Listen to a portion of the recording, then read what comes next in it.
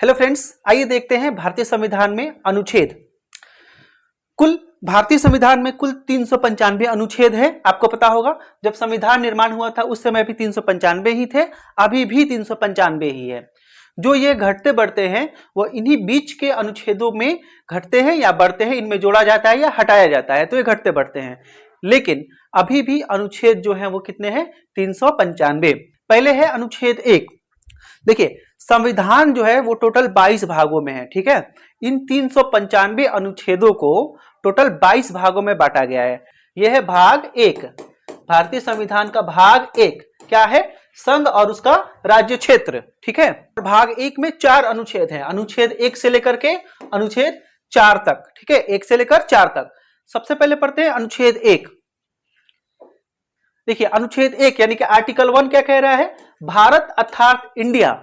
देखिए, क्वेश्चन पूछता है कि संविधान में भारत का नाम क्या है, तो भारत अर्थात इंडिया, भारत अर्थात इंडिया, ठीक है। तो क्वेश्चन में आता है ऑब्जेक्टिव क्वेश्चन में, तो यहां पे हिंदुस्तान वगैरह का नाम नहीं है, ठीक है। यहां पे भारत या इंडिया, भारत अर्थात इंडिया है, ठीक है।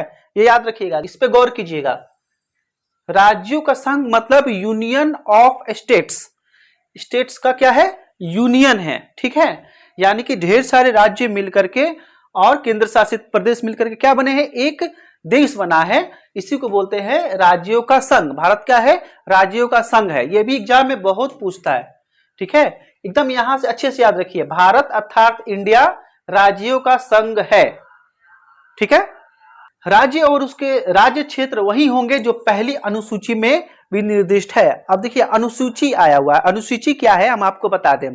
भारत के संविधान में टोटल 395 अनुच्छेद है।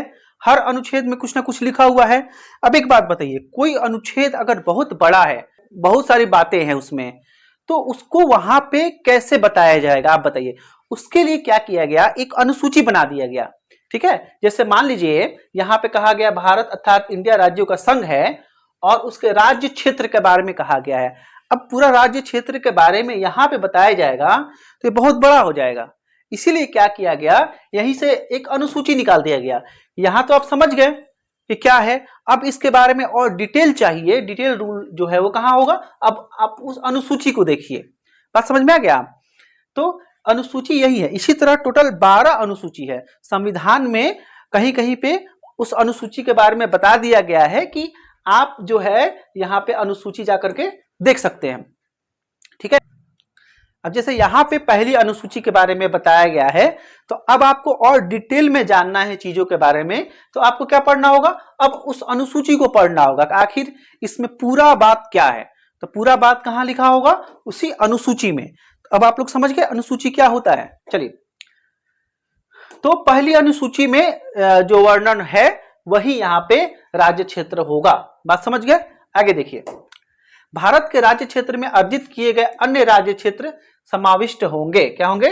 समाविष्ट होंगे। अब मान लीजिए कि भारत है, भारत में कोई क्षेत्र मिलना चाहे, मान लीजिए भारत में कोई क्षेत्र मिलना चाहे, फॉर एग्जाम्पल जैसे सिक्किम आकर के भारत में मिल गया। कल को मान लीजिए कोई और देश, कोई और राज्य चाहे कि नहीं हमको भारत में आके मिलना है, तो वो भी अगर भारत में आके मिल जाता है, भारत उसको अपने में समाविष्ट कर लेता है, तो वो भी भारत का राज्य क्षेत्र होगा। आए बात समझ में? तो संविधान के अनुच्छेद 1 में बताया गया है कि भारत जो है वो क्या होगा? भारत यानी इंडिया राज्यों का संघ होगा, पहली बात। और दूसरी बात, भारत का जो राज्य क्षेत्र है उसके बारे में बताया गया है। और डिटेल में आपको जानना है तो कहां देखिए? पहली अनुसूची में देखिए। बात समझ गए? यहां पे दो चीजें हैं। चलिए, अब है कुछ इंपॉर्टेंट बात। देखिए, क्वेश्चन आता है भारत राज्यों का क्या है? संघ है, क्या है? तो क्वेश्चन में आपको एक जगह आंसर में रहेगा राज्यों का संघ। इंग्लिश में यूनियन। क्या है? Union of states. ये अच्छे से याद रखिएगा, बहुत बार एग्जाम में ये पूछ चुका है। राज्यों का संघ है, ठीक है। और इंग्लिश में यूनियन ऑफ स्टेट्स, ना कि फेडरल ऑफ स्टेट्स, ठीक है। ये बात बहुत अच्छे से जान लीजिए। यूनियन ऑफ स्टेट और फेडरल ऑफ स्टेट में अंतर होता है।